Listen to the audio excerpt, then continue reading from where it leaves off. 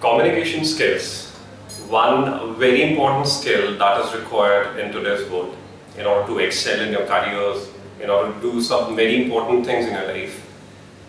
Now, in order to understand this particular process of communication skills, I would like to divide the people who want to learn this into two parts.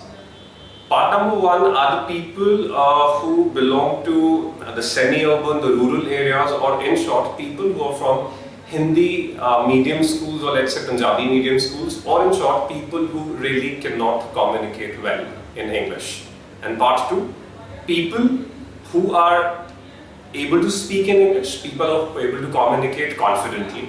So I'm starting on with part one, as I feel that this particular process is very important for them to understand. So for all those people who really cannot communicate in English, my very first question to them would be, what happens when you hear this word communication skill?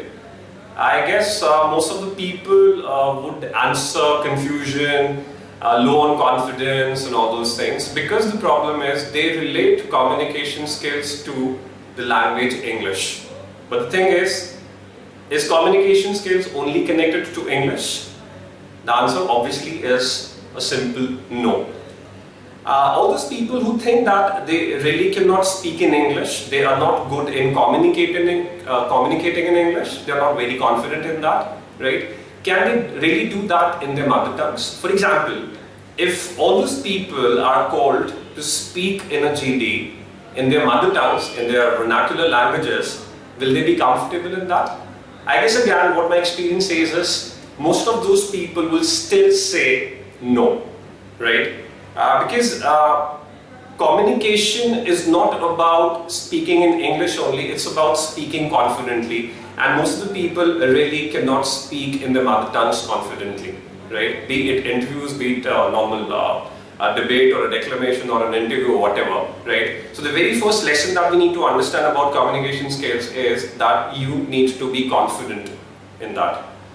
Now, the second confusion in people's mind, apart from the language issue, is that they need to know the language before they start speaking, right? For example, if I call somebody for a group discussion, right, and he is not able to speak very well, so what he will do is he will start probably learning a vocab, he will start learning the language as such.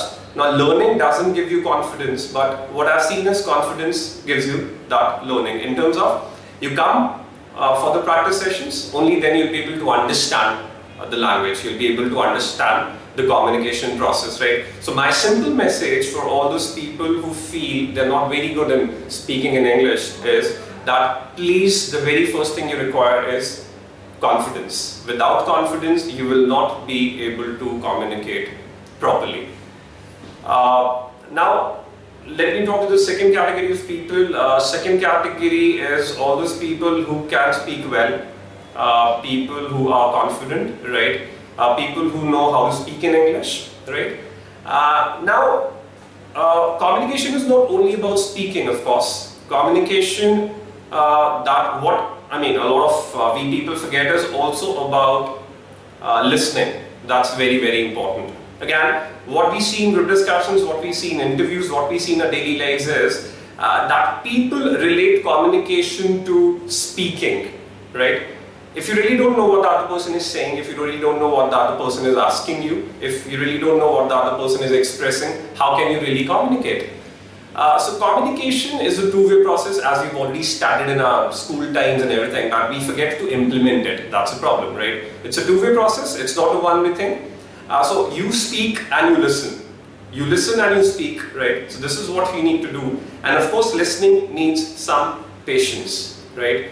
It's not true that we are right all the time. So we listen to the other person, we form an opinion, and only then we speak. So the first thing, in fact, I would say the second thing is, apart from confidence, is listening, right? Listening is very, very important, right?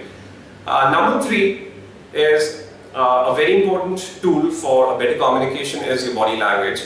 The way you're standing, the way you're sitting, the way you're looking at the person, your hand movements, the position of your backbone, right? So all these things add on, they give an aura to the overall personality, and the other person obviously takes you more seriously, and he thinks you're more confident if you have a good body language.